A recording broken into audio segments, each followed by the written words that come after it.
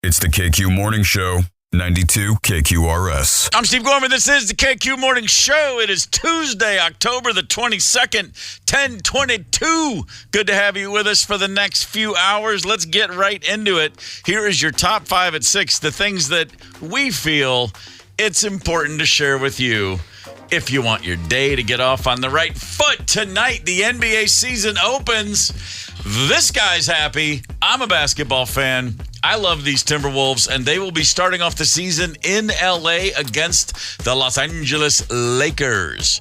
I would imagine that Anthony Edwards will take advantage of the opening night in the City of Angels to go off. I would expect a big... Cocaine, hookers, that kind of stuff. The whole thing. He'll be laid out in a hotel room at tip-off. But, boy, he's going to have an awesome day up until then. Okay.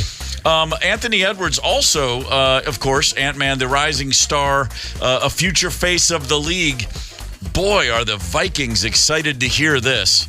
Anthony Edwards, in an interview this week, said, hey, if I get that ring in the next few years, guess what? I might have a change of plan.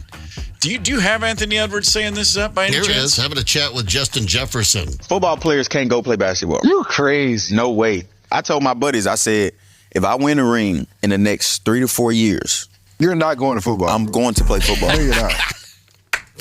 Anthony Edwards on the Vikings. I have not been to Minnesota in probably 20 years. Yeah. Bring your ass. Bill Simmons on his podcast a year ago was talking about Ant is the most confident young player he's seen in years. He goes, I guarantee you. He goes, I bet if you ask Anthony Edwards, could you go make the Vikings? He'd say, yeah. If you asked him, do you think I could make the Wild? He goes, give me 6 months. Let me lace up the skates. He's just that guy. What about the White Sox? Probably knows enough to steer clear of the White Sox. All right. But he was a high-level high school football player in the state of wherever he's from, apparently. What did he play? What was his position? I imagine he was probably a tight end, as big as he was. But put him on the defensive end. Let him charge in on some quarterbacks. That'd be something to see.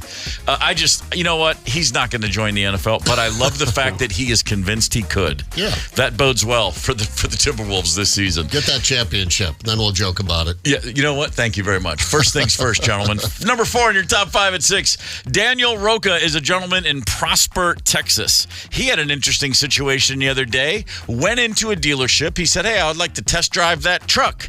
And then he found himself in a little bit of trouble shortly thereafter. He was pulled over by the police. This might interest you as to why that happened. When he stopped me, he asked for my driver's license. And he says, the reason why I stopped you is because you don't have a license plate in the back. And he said, this has been ongoing with these dealers. And we've been getting on these guys for doing that. In order for us to make them abide, we're going to start citing the customers. It does upset me that, I'm in the middle of this feud. Wait, what's going on? The dealerships are letting people take test drives, and there's no plate on the car, not even a dealer plate, not a temporary tag. So what? They're sending people out in cars that don't have a license plate. All right. Just for a little test drive, whip down the street and back. Yeah, and the police have said to the dealers, you better put license plates on there. Well, then go ticket the dealership. Don't tickle the dude. What are you bringing him into the middle of this for? I hate it when mom and dad fight like that. That's what I'm saying. I was over at the dealership, and then the police were there, and I don't know. I just jumped in the car and drove off. Oh, my God. I think I'd just take that car home with me. You know what? Why wouldn't you? Go for it. Screw that. Add grand larceny to it. Is that what it's called when you steal a car? I don't know. Boy, that's ridiculous. What the hell's going on in Texas? Number 3 on your top 5 at 6. The Minnesota Vikings, soon to be the home of Anthony Edwards if he gets that NBA title. How good are they playing right now, and how exciting are they, and how much do people want to see them? Well, NBC thinks they're really good. They're very exciting, and everyone wants to see them because NBC has flexed their November 3rd home game against Indianapolis. What that means is instead of a noon kickoff, they're going to be on Sunday night football. There's always a reason not to watch the game. Either the weather's nice or now it's on late night. For most folks, that would be Sunday night football. There's the number 1 show on streaming and television right there. They've got this Thursday night, and then the next time you see them will be on Sunday night. 2 consecutive primetime, all eyeballs on the Vikings games. 2 games they should win. Don't choke. It's a great thing. It says a lot. The only drag is I had friends coming in from out of town for that game, and they had a flight out that night. with a school kid, and now they can't come. So thanks, NBC, for messing up my plans for the game. Monday Fun Day. Come on, yeah, that does suck. It's too bad. Kids got to get back to Virginia, got to get back to high school. This is why you should never bring kids anywhere. You ruin everything. The resentment we all feel for our children. Wow, we could write a book. Yeah. Number 2 on your top 5 at 6. Check this out. Here's your feel-good story for the day. A woman in upstate New York, she walked into a tavern, a bar. She went in there for lunch, going to get a takeout order at a place called Tavern on the Mall, excuse me. And she's been struggling with some kidney issues. She's been on dialysis since 2020. Walked in, the bartender knows her, and he just said to the room, the bartender goes, "Hey, anybody in here got O-positive blood?" Next thing you know, Jed's a millionaire. What the hell? Is anybody here O-positive? I got a friend that needs a kidney, and my husband and I both said we're O-positive. Not only the same blood type, we have the same tissue type, and we had common genetic markers too, and we're not related. There's just so much life to live. She gave me it. She didn't know me. We have to be there for each other through the highs and the lows. Yeah. She's incredible. I couldn't have asked for a better donor. A little town of 500. Yeah. It turns out there's a perfect match donor in the bar at the same time. The perfect match donor says, "What's your name? Kate? Hey. Yeah. Nice to meet you. I'm Allison. Yes, you can have one of my kidneys." Weird. Oh, is this Minnesota? This is upstate New York. That shocks me because Come on. I wouldn't see that even from an upstater in New York. This is a Midwest thing because people can't say no. Oh, all right. Well, they bought him my a kidney. pitcher. Yeah, I mean, all right, you can have my kidney. And honey, give her your kidney. Put your beer down. Quit putting salt on your fries and give her your kidney now. Goodness I would gracious. not. My God, after I'm dead, I'm a donor. Take whatever's left over. It'll be rotten to the core, I hope. But yeah, just giving up an organ. I don't know. Pretty, No. it's great. No. You know what? It's wonderful. I just hope that Allison doesn't need a kidney herself one day. Yeah. That's all. Yeah. Yeah. I mean, could you take it back? I don't know if that works that Take way. backs? Is there? Yeah, I don't know. No backs. No backs. I imagine Really? there's all sorts of things you could drop contractually. Yeah. I mean, I would for one of my kids. I would do it. Just one Sure. of them. You know. Would one of your kids give you a kidney? That's No. the real question. God, no. No, not a They're chance. waiting to get the millions There it is. of dollars in debt that I have. Maybe I Hey. wasn't clear about that. Good morning to everybody. 1 or 2 functioning kidneys in Hudson, Wisconsin. Good to have you. Hudson, Wisconsin, named in 2000 Yeah. after Almost Famous in honor of Kate Hudson. Did you know that? I did know that. Yeah. Think about that big statue of her. It in used to be town. called Barnacle, Wisconsin. They changed the name to Hudson after Cameron Crowe's bio. No, Hudson, Wisconsin. Lovely little town over there. I don't think you want a kidney from anyone from Wisconsin. No, definitely not a liver. No, that just it might be nice, just kind of like a perennial drunk. They don't even do the they won't even do the testing. Where are No. you from? You're from Hudson? Sorry. Yeah. Sorry. Great effort. Really beautiful thought, but no. Thanks for playing. Tonight, number 1 on your top 5 at 6. Get ready. XL Energy Center 92 KQRS presents Iron Maiden. Yes. Listen to Ryder, the So buzz. excited about so it. excited. It was like October 12th of last year, I think we announced this Yeah. show. It was more Yeah. than a year out. It was a long time ago. You're going to be there. Eddie's going to be there. Come on. Yes.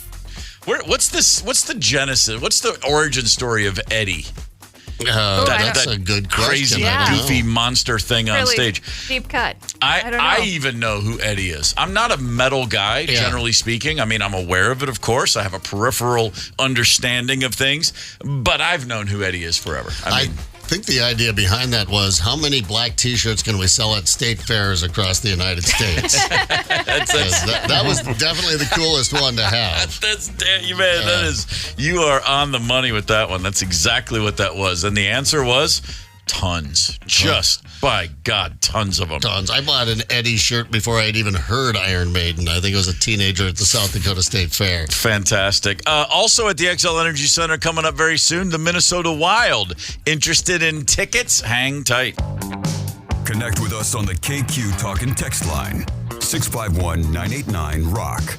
That's 651-989-ROCK. 92 KQRS.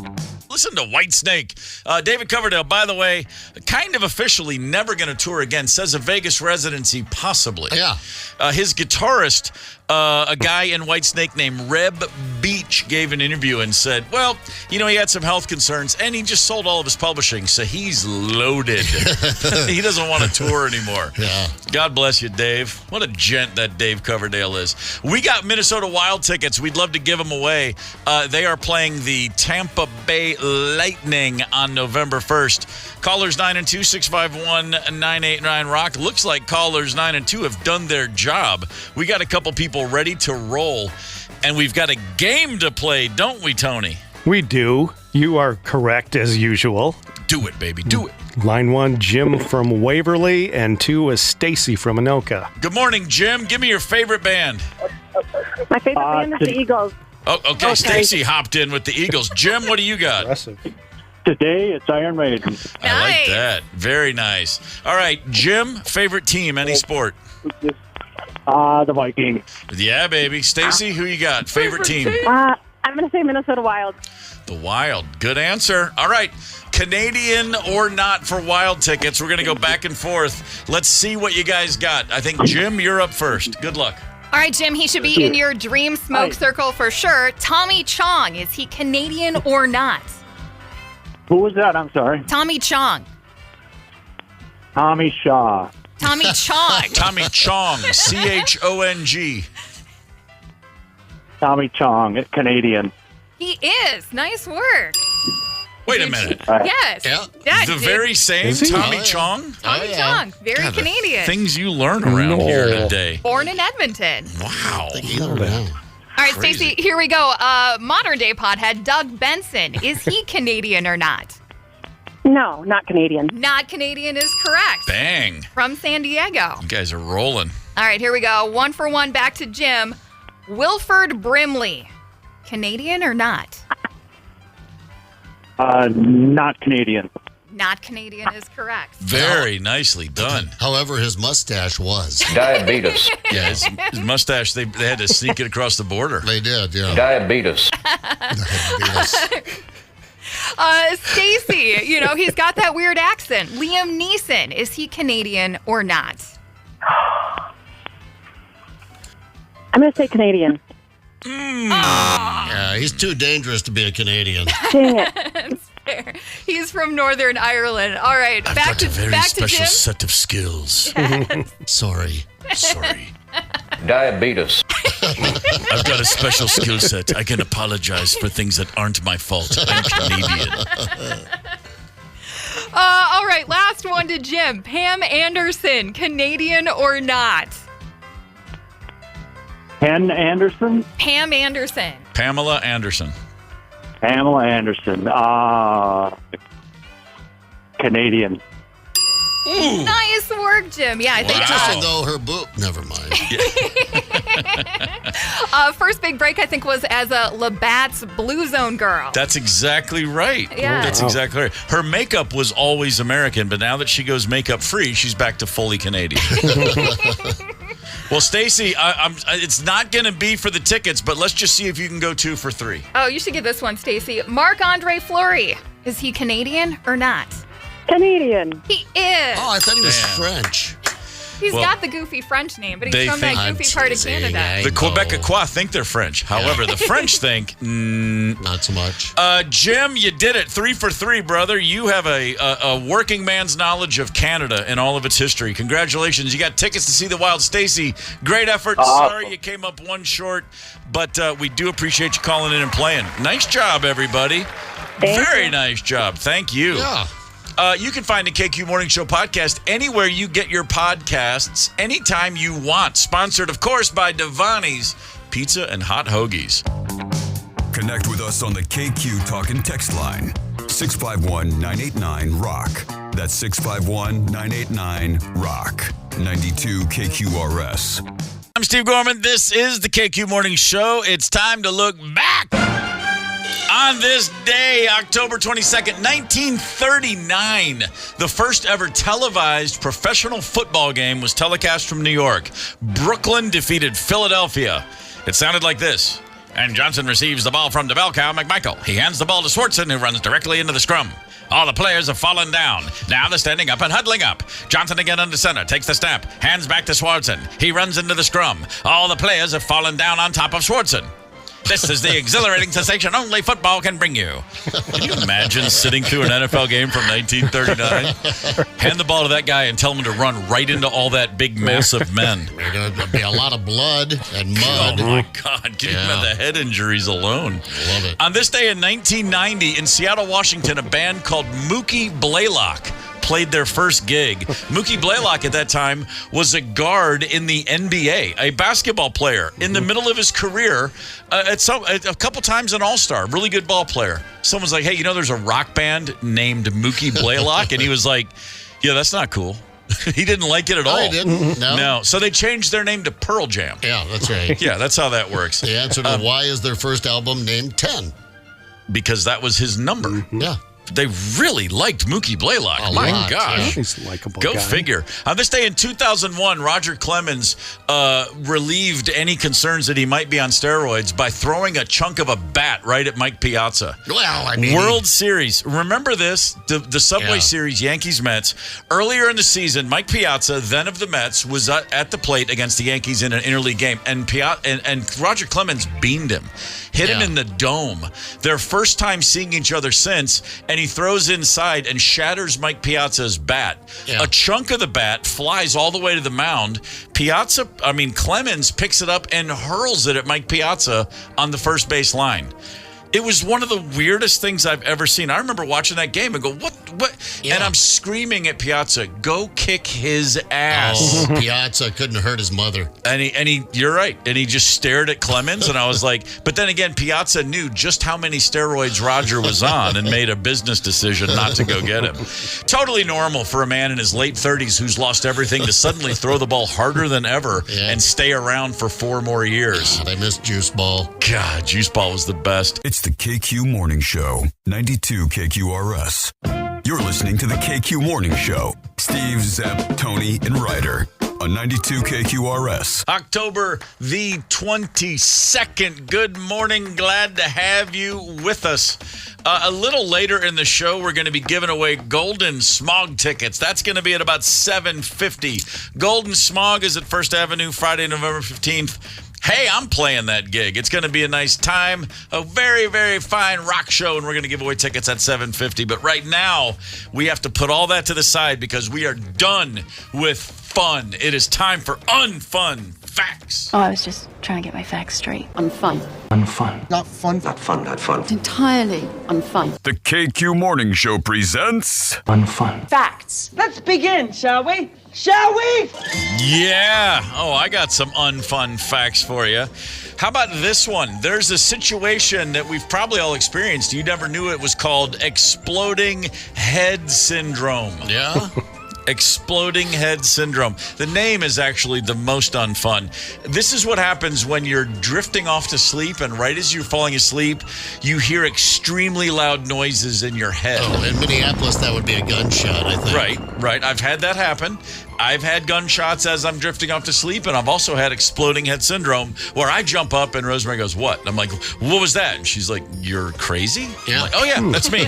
That's the exploding head syndrome. We've all been there. Here's an unfun fact. As many as, well, this is according to the people who pay attention to these things, as many as 50 serial killers are currently working, if you will, and on the loose in the United States.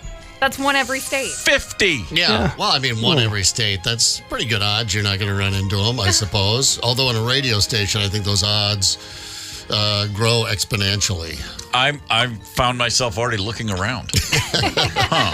Don't look this way. It's got to be Tony. It wouldn't be me. I'm the obvious one. I'm not a serial killer. I'm the guy that will snap and kill you. But yeah, I'm the guy that would go postal. I'd be the mass shooter, right? But Tony, serial killer. Oh, just yeah, man. saying. Are you kidding? Not saying, just saying. Who wouldn't trust that guy if he pulled up next to you in a van without windows? I'd help him load a couch. Well, that's just absurd.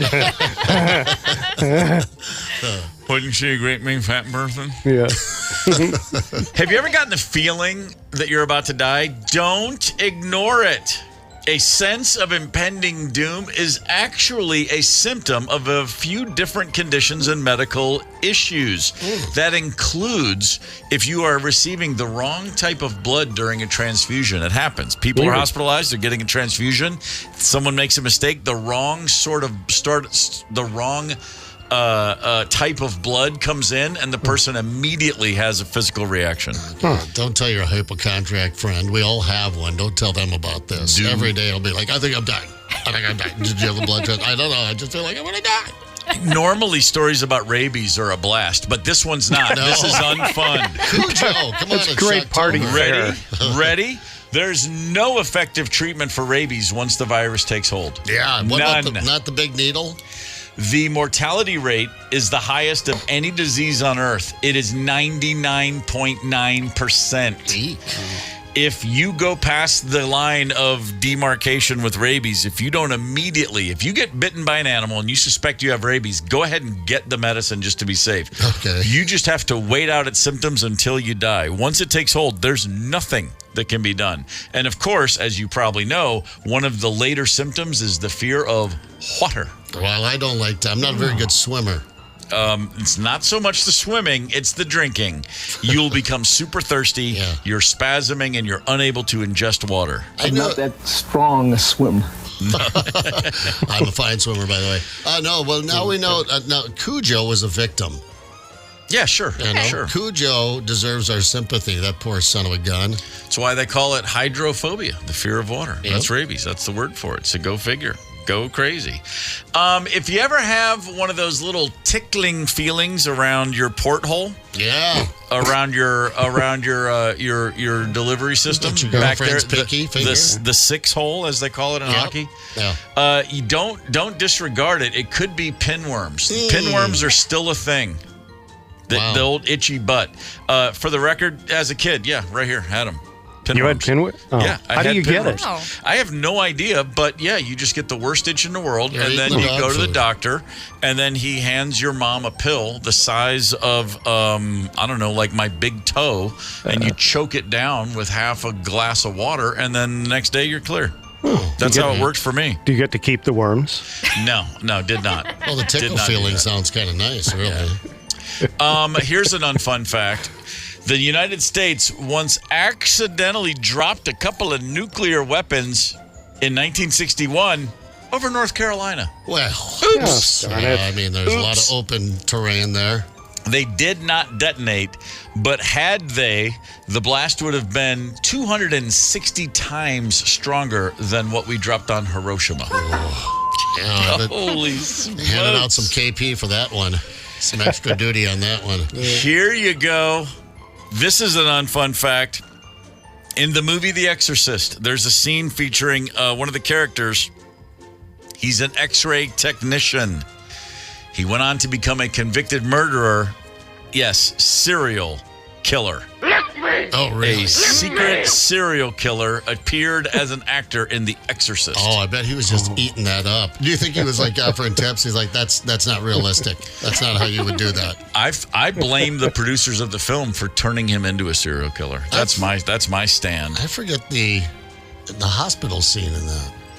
I don't either. I just like the fact that someone from The Exorcist went on to become that guy. Yeah. 1 of every 50 American citizens has an unruptured brain aneurysm. Right now, you could be sitting on one. I should say sitting with one. I mean, they're not cool, obviously. Grandpa Pappy, that's how he went. Just walked in, told Grandma, I have a killer headache. Laid down. I don't think he used the word killer, actually. But he said he had a really bad headache, laid down on the bed, and was gone. And I've always thought, I mean, if you got to go. That does sound like a good way to go. Turn out the lights, diabetes would not be the way to go. Sure. Got one of those in the family, too. They had to take a foot before Uncle so-and-so passed away. What was his name, Sam? Yes. To date. It wasn't my uncle. It was my dad's uncle. I never met the guy. He lived up in Maine on a lake somewhere. I was just letting you work through that one. I was like, what the hell's his name? And it's not Sam either. I don't know what it is. To this date, scientists, oceanographers have been able to account for less than 10% of the ocean. Now, the ocean comprises over 70% of the Earth's surface. Yeah. Only 10% less that is accounted for. Many believe the ocean is still home of some of the most bizarre, creepiest, most frightening creatures alive never seen by humans. They say the deep waters are still just full of stuff we've never yet encountered. Oh, like sturgeon.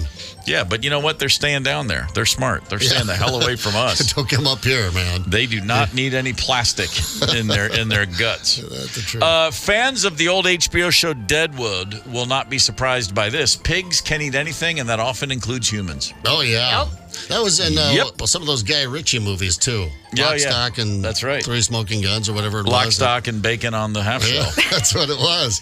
Pigs will eat them. Yeah, they do eat anything. There are many records of farmers dying while tending to their pigs. They could have your aforementioned aneurysm, a heart attack. Yeah. They could just break an ankle and go down. Farmer encounters an accident in the pen. The hogs eventually feast on his body. Wow, do they go in packs? I wonder if those hogs would. Here's why. I've got a little unfun fact for you guys. I wonder if you non-farm kids know this. Let's have it. That we cut the teeth out of the pigs when they're little piglets. We take a pair of shears, that you might clip wire cutters. Did not know this. No. That you would cut, and then you hold the piglet, and Dad's like, hold the mouth open, and he cuts the teeth off, like with wire cutters. Snap. Snap. Wow. Snap. Ho, ho, ho. And you know why we do that? So the pigs don't eat us. Because they're generally, Really? they're animals. They're mean sons of bitches. Give them a little Tylenol first, Yeah, right? Yeah. No Tylenol, no painkiller. Just cut the teeth right out of them. Wow. And lambs are born with nice big long tails. We cut those off too. Did not know that. And just with a little knife to whack it off. Like a Rottweiler. Yeah. So most pigs, that's why they always eat that, cornmeal. You feed them that kind of stuff and mush and slop. Sure. Slop the pigs, because they have no teeth. We don't want. And here I've got people telling me all the time, they're smarter than dogs. You should love pigs. And now you're telling me it's like the rabbit in the Monty Python movie. I gotta keep a swivel head the next time I'm hanging out at a pig farm. That's right. It's crazy the things you learn around here. Finally, here's your least fun fact of the day. Your most unfun fact of the day. We'll leave it with this. Wyoming, Hawaii, New Mexico, and West Virginia. Bestiality is legal in those 4 states. Oh, okay. Or not like dressing up like an animal. I told you it was not fun. Next vacation. Not fun at all. Kids take wow. Yeah, that's why you're not allowed to take your dogs to Yellowstone. 92 KQRS presents Iron Maiden tonight at the XL Energy Center. You can get tickets at the box office. Go rock out with Iron Maiden. And that especially, I want to say that to our friends in Oakdale. Good morning, Oakdale. Why don't you check out the Iron Maiden show tonight? Go ahead. Tickets at box office. Get out there, Oakdale. You know you love the rock, Oakdale. Yeah, you do, Oakdale. Oakdale loves the rock show. Oakdale loves the rock show. Whoo, man. We all know how that song goes. It's an old classic. I finally believe Mully and Skulder. Skulder and Mully. What are their names? Scully Mulder and Mulder. Scully. Yeah. They finally convinced me. All of my alien believing brethren, I am now with you because we have our first ever on-camera alien interview. Hang tight. Connect with us on the KQ Talk and Text line. 651-989-ROCK. That's 651-989-ROCK. 92 KQRS. I'm Steve Gorman. This is the KQ Morning Show for Tuesday, October the 22nd. Queen, somebody to love. If you're looking for somebody to love, maybe don't limit yourself to just, the people at work, the people in your neighborhood, the people. Don't limit yourself to the people. Really? Maybe look beyond. Maybe think about. Is this about a Wyoming thing again? Maybe think about alien life. Oh, maybe well think said. Maybe think about crossing those lines that we have put up ourselves, the false construct of who can fully understand us. Hey, who started that World War? That was Zepp dating an alien chick, and it went south as they all do. Now, we all know that Anthony Lee, our dear friend, would be the first guy on the alien craft should it land and ask if anyone wants to take a ride. Someday. I mean, that sounds like a trap, dude. Don't you want to know a little bit about them first? No, what do they have for snacks? That's pretty much it. Is what they have for snacks. What's the one snack? What's the number one snack? Like where you just go like, oh, there's just no turning this down. Cheez-Its. Cheez-Its, yeah. Especially if you could get like Cheez-Its from the 90s before they messed with the formula. Oh, man, can you imagine? Is there a snack an alien could offer you, Tony Lee, that you'd say, you know what, I'm not getting on that ship if this is all you have? Onion dip. Really? Yeah, I got to draw the line there. Just a little Adios, sprinkling of extraterrestrial. plutonium, You know what my problem with onion dip is? There's never enough. Yeah, you heard me. I'll do a whole tin of that. You get those cans of onion dip. That's why I don't ever have it, because I can't stop. It's a real problem with me. But I'm asking because apparently we may be a little closer to alien involvement than you may realize. A TV interview has gone down. We've got some excerpts. A 73-year-old man named Darryl Anka. Darryl, don't call me Paul Anka, says he has been channeling an entity named Bashar. Bashar is an extraterrestrial from the future. Right. If I was going to make up an alien name, it might be Bashar. It certainly could be. I'm gonna go down this with my mind open. Okay, Darryl Anka channeling Bashar. He's working with a documentary filmmaker named Serena DC. She last year, of course, was looking into the existence of alien mummies in Peru. So you know that this is on the up and up. I'm looking at a picture of one of these. I think I saw this same thing at an antique store in Stillwater. Yeah. Oh, yeah. No, this is where they come. Well, Peru, Stillwater, it's a whole route. It's a whole, it's like the old, the Karakoram Highway, the Silk Road in China. And same kind of thing where the alien mummies, they start in Stillwater, they get on the river, next thing you know, they're in Peru. That makes sense. Invasive species. Machu Picchu actually translates to Stillwater. Look it up. I mean, I've never been there, but I've seen the pictures, a National Geographic video. I mean, that doesn't look like something humans would. I mean, that's Machu Picchu. That's some crazy stuff. Yeah, the still waters of the Peruvian Andes. This is all, come on, you can Google it. But anyway, Darryl, don't call me Paul Anka, is channeling Bashar, the alien, and we've got it for you right here. Well, I'm about to have an interview with an extraterrestrial. Oh, I appreciate the opportunity to allow him to share his message. Shall I let him come through? Yes. Yes. Give me just a minute.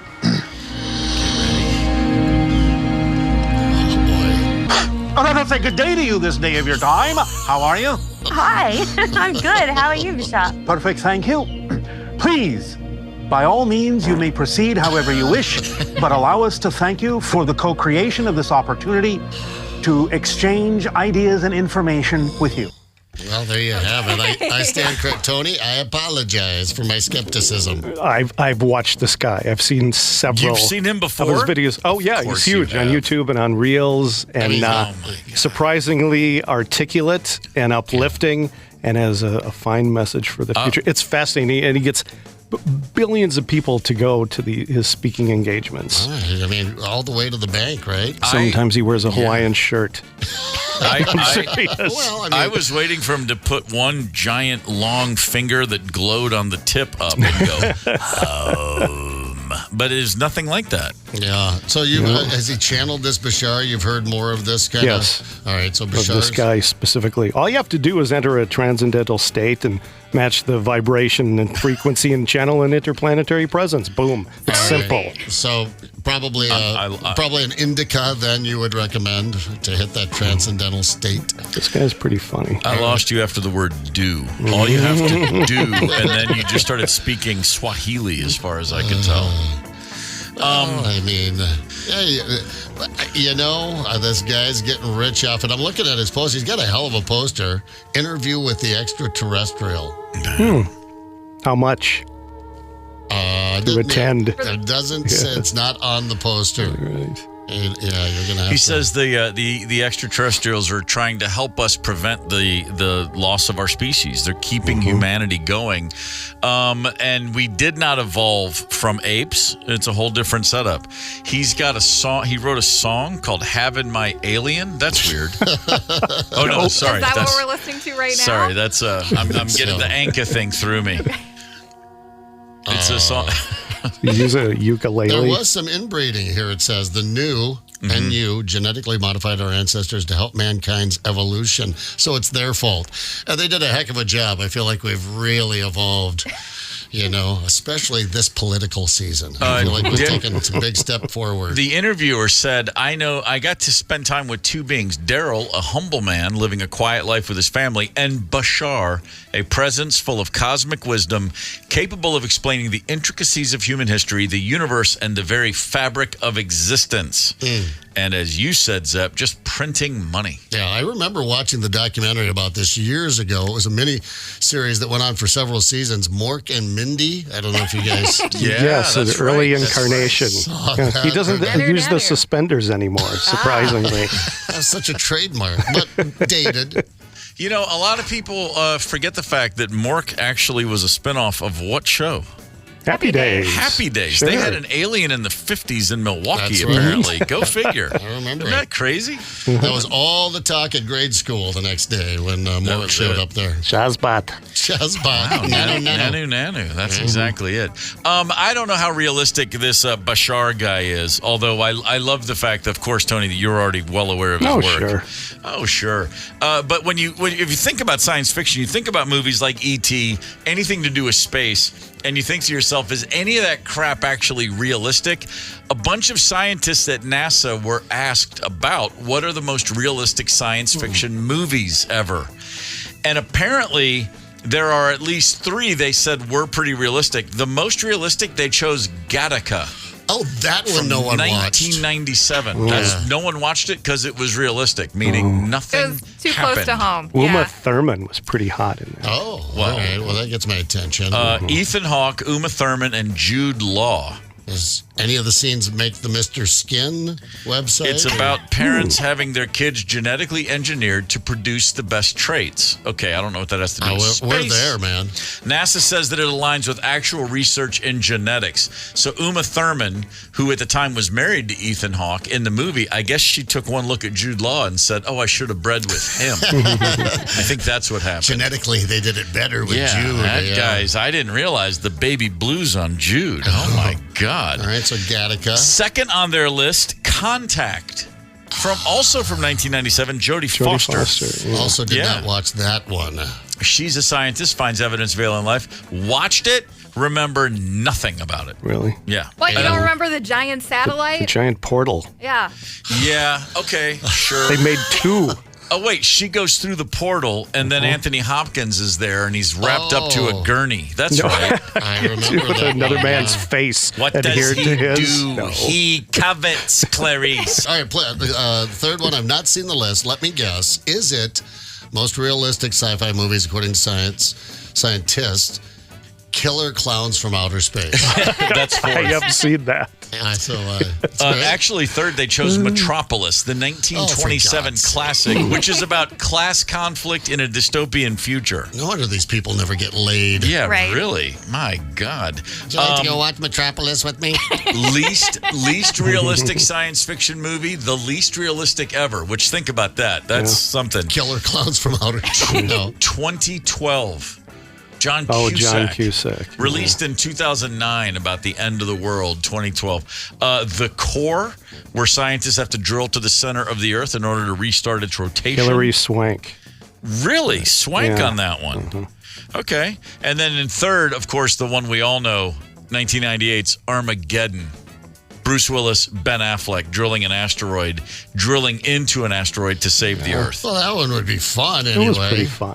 I believe you had Billy Bob Thornton, you had Steve Buscemi, Liv Tyler. That's an all-star cast right there. A little fun fact about the 2012, I think, as we were researching the Unfun Facts, the old Carrington event, we didn't get to it. Perhaps we'll do it next week or whatever, but that was that happened back in the 1950s. I don't have it in front of me. I think 59 it comes, and that was a big, these solar flares, a big solar blast hit the Earth and electronically screwed up a lot of things in 59. If that were to happen today, of course, it would cost trillions of dollars worth of infrastructure and blah, blah, blah. But it almost did happen. Oh, really? It just missed us by 9 days in, if space being in time, going with the space-time continuum. That's pretty close then. Pretty dang close in 2012.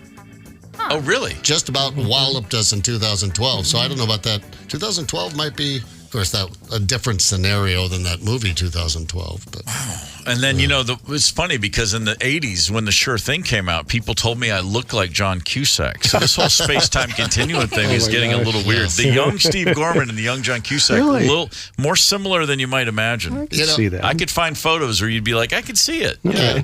I do remember watching that movie. I don't remember how it turned out, but I do remember the most unbelievable thing about that movie was John Cusack was a father. He just never been a dad in any of his movies. I just wasn't leaping there. In with 2012. In 2012. I'm like, you're not a dad. Yeah, it was kind of weird. It's the KQ Morning Show, 92 KQRS. It's the KQ Morning Show. Steve, Zepp, Tony, and Ryder on Minnesota's classic rock. 92 KQRS. I'm Steve Gorman. This is the KQ Morning Show. Good morning for Tuesday, October the 22nd. Heads up if you're thinking about offing somebody in your life. Don't do it. You're not going to get away from it. You're not going to get away with it, I should say. It's just way too tough these days to get away with murder. This is not the 1700s anymore. We don't just bury bodies out in the backyard and hope no one notices. This isn't your dad's murder. That's exactly right. And a North Dakota woman is learning the painful truth of what I just said. Last year, we talked about this story when it happened because she was immediately suspected.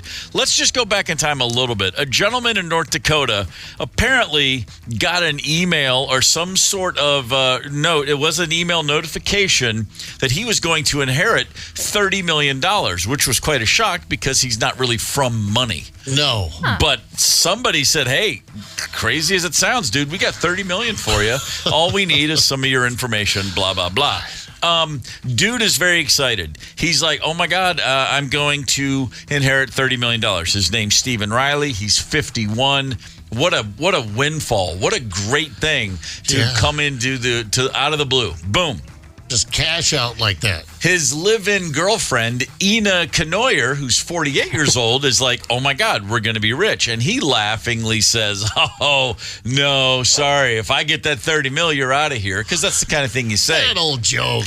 And Ina, being of sound mind, decided, oh, well, then in that case, I'm going to kill you now. She put antifreeze into his cocktails. What the heck is he? What is he drinking that he isn't noticing this antifreeze in there? Well, are they Mountain Dew cocktails? Well, I don't think it was his first drink of the day. I think he had a few to get started. Yeah. And then apparently she just said, well, I'll just go ahead and push him along on his way. Because, they live together. That's a common law situation. She'll obviously inherit the money. Two real problems with this. First things first, no and no. This was a scam email. What?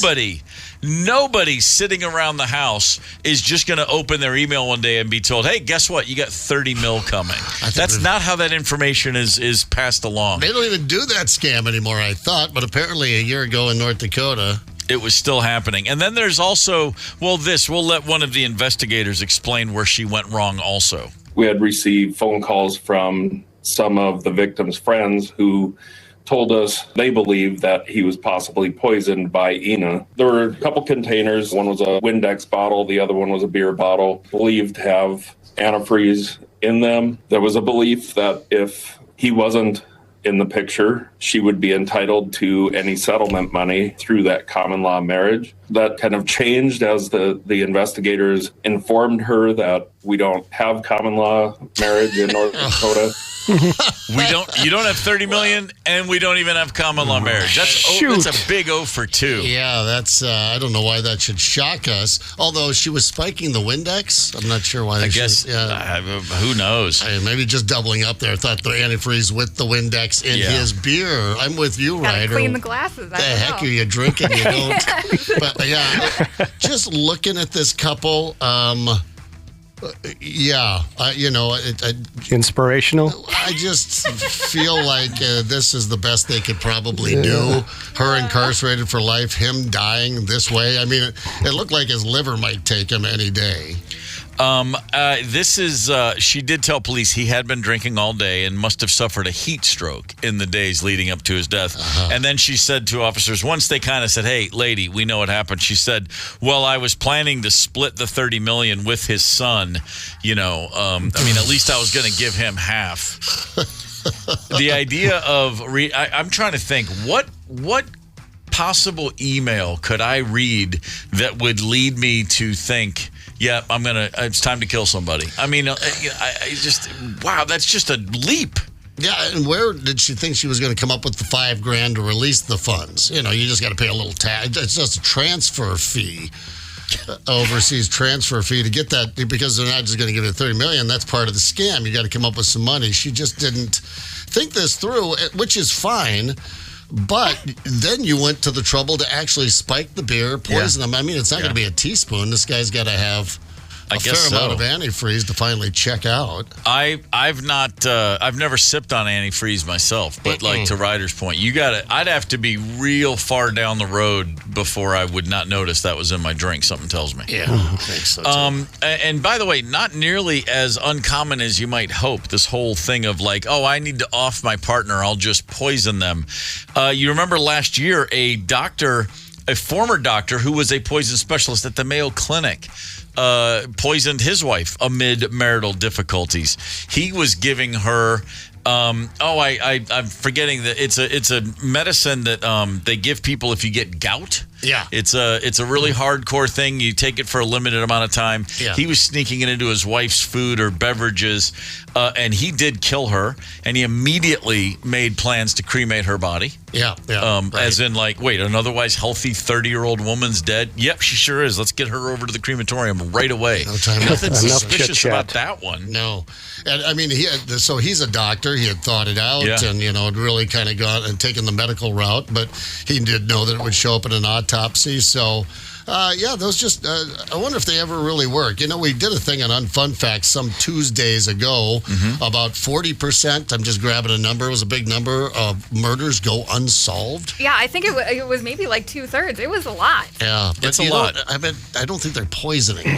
Those are just the problem with this is anytime someone dies, especially if it's a woman, the first three suspects are the husband. Yeah, they rule you out, then they go back again, then they rule you out again, and then they go back. They go overkill on the first person they see as the domestic partner or spouse. That's because 9 times out of 10, that's who's trying to do something like that. Yeah. Colchicine, that's what the guy gave his wife. Colchicine, the medicine. Great for gout. If you have gout. If you don't have gout, you don't want that in your bloodstream. No, clearly not. There was also the woman out in Utah. Do you remember this? She was giving her husband, she would make him a Moscow mule. Yeah. And she was putting fentanyl in there. And oops. And she was otherwise totally normal housewife. She was going to, and her plan was to just go ahead and sell the $2 million home they lived in. All right.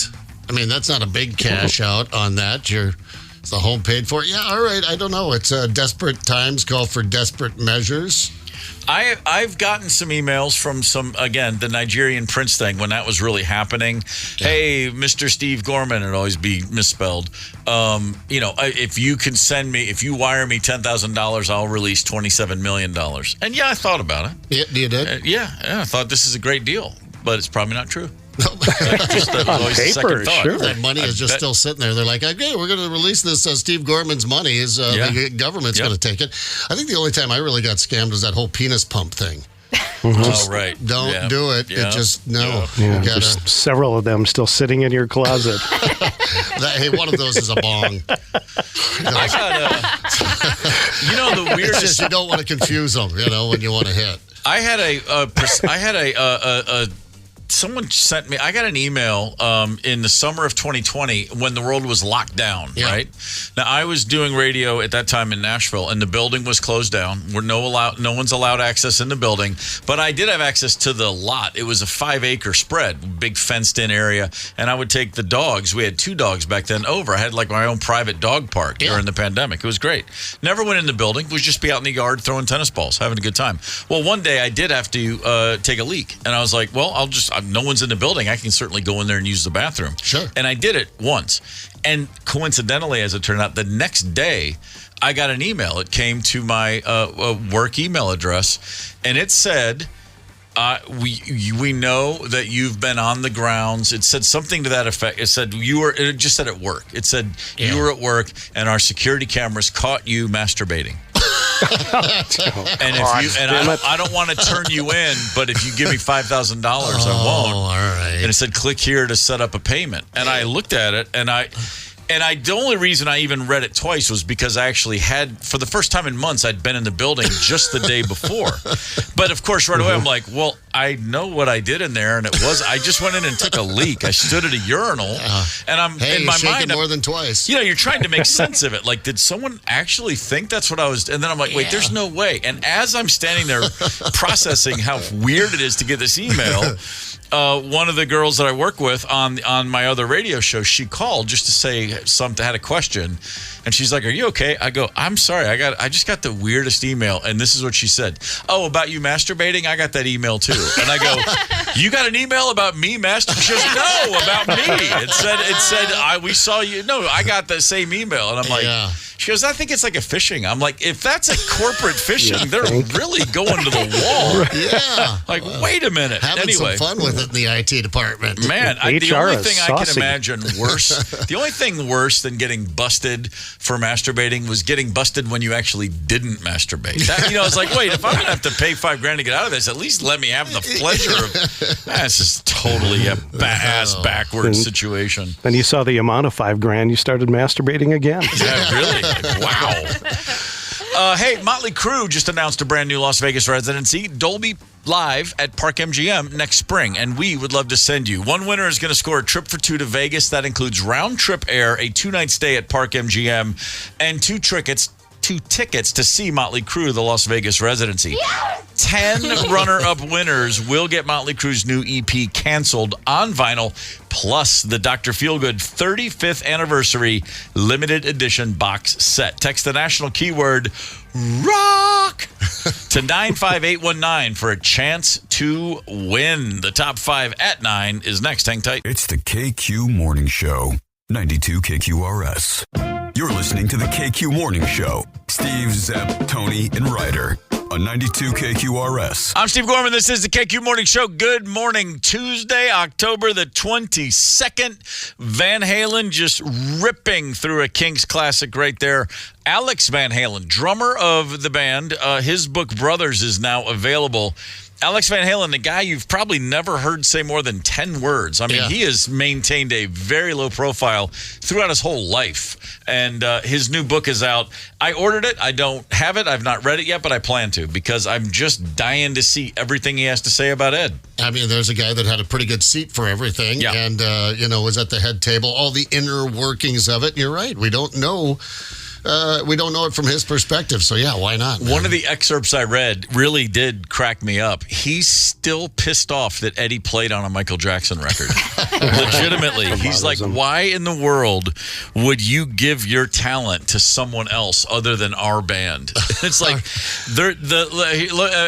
I mean, God love you, Ed. Great. I mean, Alex, great drummer. Yeah. And of course, a lot of the book is about the loss of his brother. I feel for him greatly. But at the same time, 1984 went to number 1. You know why? Because in 1983, your brother was on a Michael Jackson record.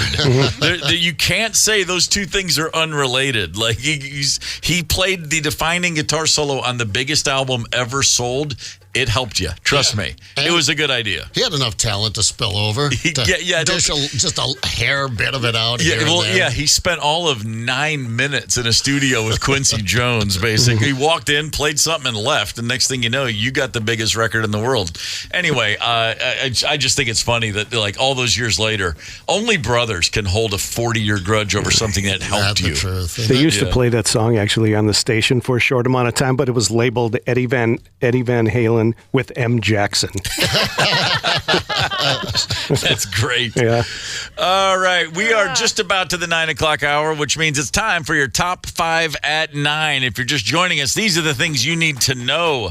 The Timberwolves open their season tonight in Los Angeles against the Lakers, in case you're wondering which team out there they're going to play. So Ant-Man and LeBron James, possibly for the final season with LeBron on the court.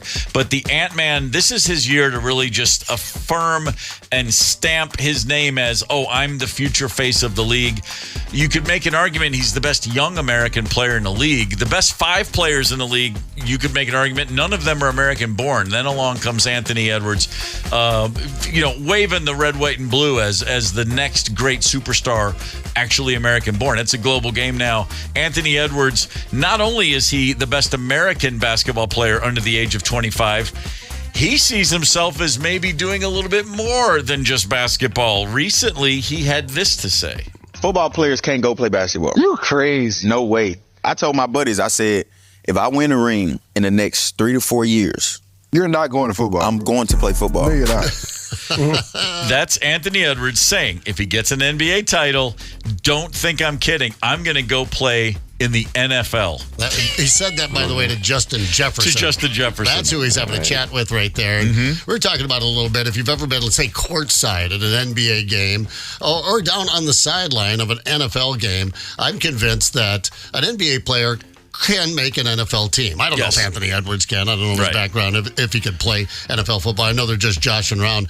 I'm not convinced many NFL football players could make that leap to the NBA. I know a lot of them played high school and even college basketball, but making that leap to the NBA as a football player, that's just, they're a different breed of animal. I got to go back NBA a few decades, players. but I do remember Michael Jordan, James Worthy, Sam Perkins, all great NBA players who played at North Carolina. Yeah. And every one of them in interviews in the 80s and 90s said there was one football player at UNC who used to destroy them in pickup, and it was Lawrence Taylor.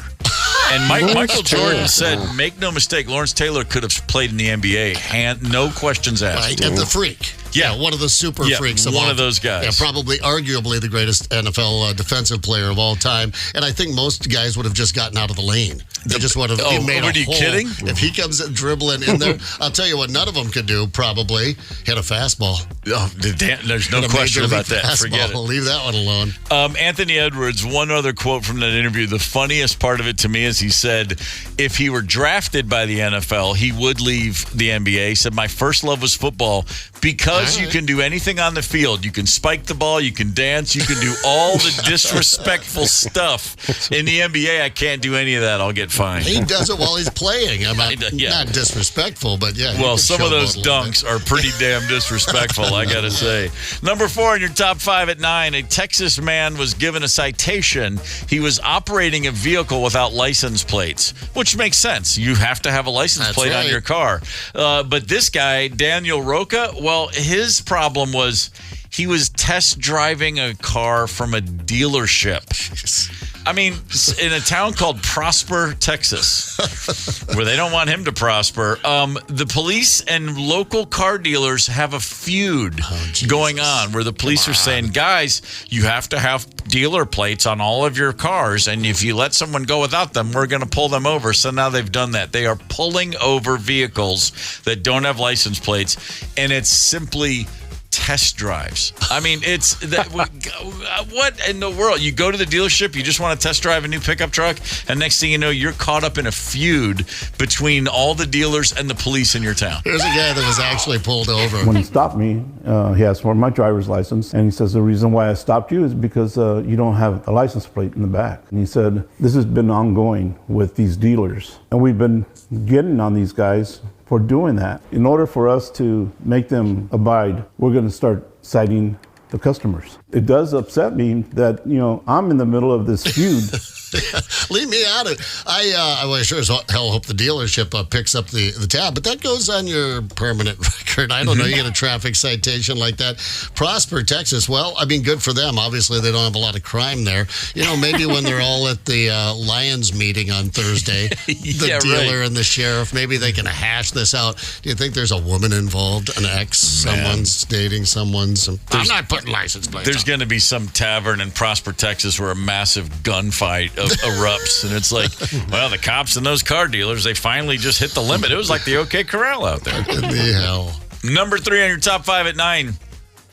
Minnesota Vikings playing some good football, playing an attractive brand of football, so much so that NBC has swooped in and said your November 3rd home game against the Colts will be moved. Not a noon kickoff, but no. We're putting you down to Sunday Night Football, 7:25. That's a big one. Sunday Night Football, of course, there's only one game on Sunday night. Everybody's watching it, and now the Vikings have been flexed, is what they call that. Yeah. They're saying, hey, you guys, we're putting you down in prime time because nobody wants to see what we had scheduled, which was Jacksonville and Philadelphia. Nobody needs that on a Sunday night. However, the Vikings... the Vikings against a moribund Colts team. This should be a good win for Minnesota in prime time. So that's 2 straight games. This Thursday, 2 days from now, the Vikings play the Rams in L.A., and then the next time we see them will be Sunday night, November 3rd. It's good time right now for the Minnesota Vikings. November 3rd, we get that extra hour. That's your daylight saving time day right there. Is that what it is? Yeah, that's it. I think I just read something this morning about that. Yeah. So an extra hour to play around with. I like me a good primetime game, but there again, I'll fall asleep during the first half. Well, sure. That's the glory. Nothing better than falling asleep to a ball game. Yeah, that is good. Number 2 on your top 5 at 9. In upstate New York, Forestville, New York. Check this out. Kate Marsh, a citizen in Forestville, a town with 500 people. That's all. The whole little village has 500 people. Kate Marsh has lived in that town for years. She's got a kidney problem. She's been on dialysis since 2020. She walked into a tavern called Tavern on the Mall to pick up a lunch takeout order.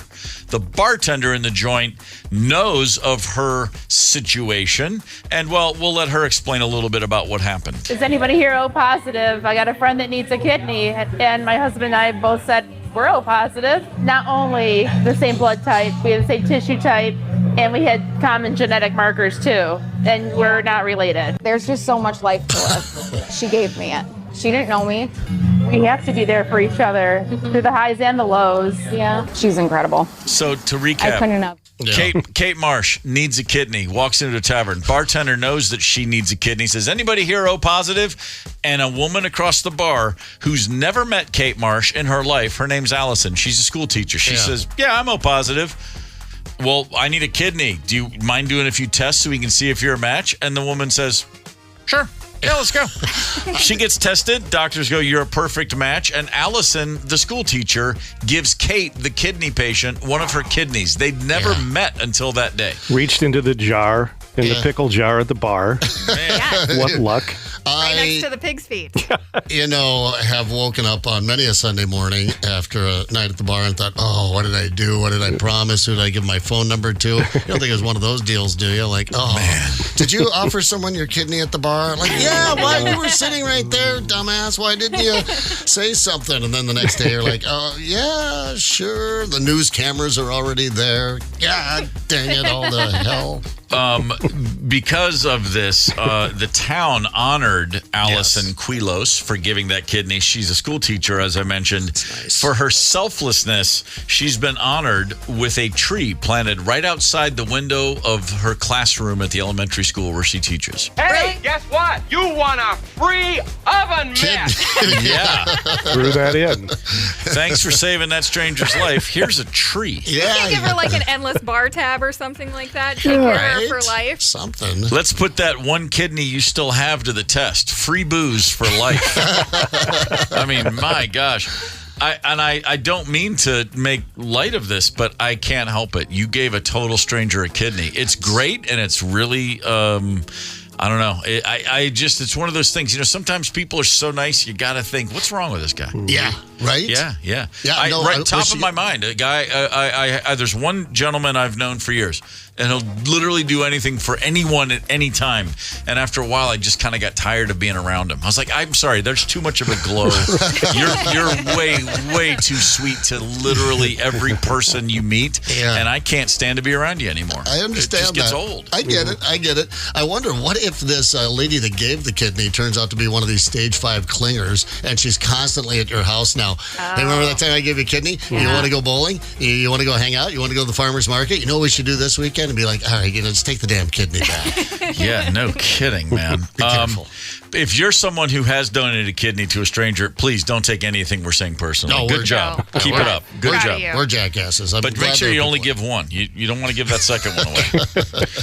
Hey, how about a morning shout out to our friends in Wyoming, Minnesota? Wyoming. Old Wyoming up there. I love that. I drive up there, and Yellowstone. It's a little park in town. Nice. No, it's not. It's Jellystone. Jellystone. Happy to have our listeners in Wyoming with us this morning. Hey, tonight, I don't know what you're doing, but if you're looking for plans, why don't you head over to the XL Energy Center in St. Paul to see Iron Maiden? Oh, yes. Iron Maiden rocking tonight. Go hang out with Ryder. She's going to be rocking. Yeah, she's I'm already going to be rocking until they play Trooper, and then I'm probably going to bail. But That's how that happens. I mean, Here's something about Iron Maiden I did not know until this morning, because the band has announced their first singer, Paul Di'Anno, passed away at the age of 66. Oh, he was their first singer. First singer. Oh, I didn't know he was the first. He sang on the first 2 albums. The statement from the band said, Paul's contribution to Iron Maiden was immense, helped set us on the path that we have been traveling as a band for almost 5 decades. His pioneering presence as a frontman and vocalist, both on stage and our first 2 albums, will be very fondly remembered by not just us, but by fans around the world. And here I am going, I didn't know they had another singer. No, I thought that when I had heard about his death this morning, Iron Maiden singer, first of all, I thought it was Bruce when I first clicked on it. And I went, you're like, oh my God. It's not the show's not going down tonight. But yeah, so I didn't know that was their first singer, right? Well, you live and you learn. Well, anyway, Paul. Rest in peace. Yeah, Rock in cheers peace. to you. He certainly did his part, apparently. So if you're going to the show tonight, then feel free to mark it down to give us a shout tomorrow and let us know how it was. I'd love to hear from somebody tomorrow who was rocking tonight. Get the KQ Morning Show podcast wherever you listen. 92 KQRS.